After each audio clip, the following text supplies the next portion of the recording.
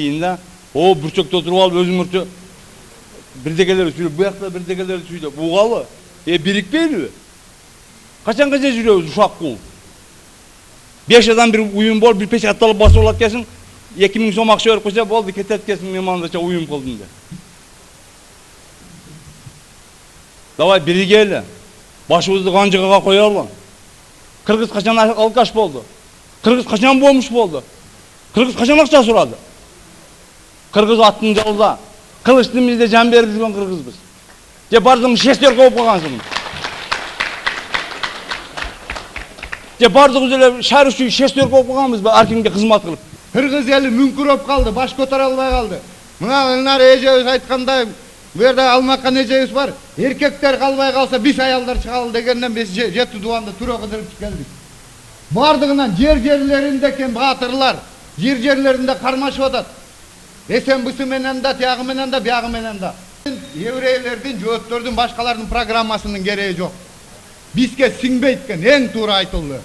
Мындайлардын далайын көрдүк, далайын өтүп келатабыз. Бир эмес, 2 президентти котордук.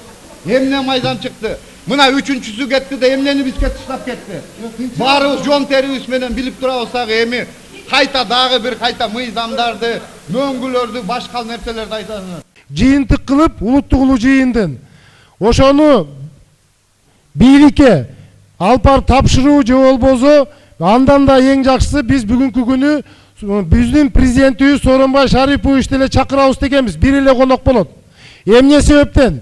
Себеби бүгүнкү күнү телевизорлордон акыркы күндөрү Атамбаев экөө кош бийлигинин негизиненби же биздин кыймылыбыздын негизиненби айта албайм.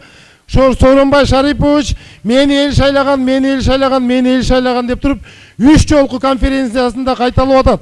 Колго салып коелу туугандар. Сооронбай Шариповичтин өзүн эле чакырабыз. Колго салалы, макулбу жокпу? Жалпы жөнүнөн бардыгы макул. Эл шайлаган эли келсе, элине келет деген үмүтүбүз бар. Бир жерде да бирөө тыйын сураган жок. Жол кире бересиңерби, же болбосо тамак ашыңар болобу, жатаканаңар болобу, мындайча айтканда шартын түз бересиңер деп бирөө айткан жок. Бардыгы макул болуп атат, тагдыр чечилсин деп атат. Эми бүгүнкү күнү ушул жерге чогулгандар, мен ишенип атам, түпкүлүгүн ар кимибиздин мээнетибиз бар. Могул жерге чыгып сүйлөгөн мына жаштардан дагы сүйлөп атат, рахмат. Булардын дагы мээнетин билебиз. Чырылдашып жүрөт. Ар бир жерде 3 адам болобу, 5 адам болобу, эл угар бекен, эл эрчий бекен деп.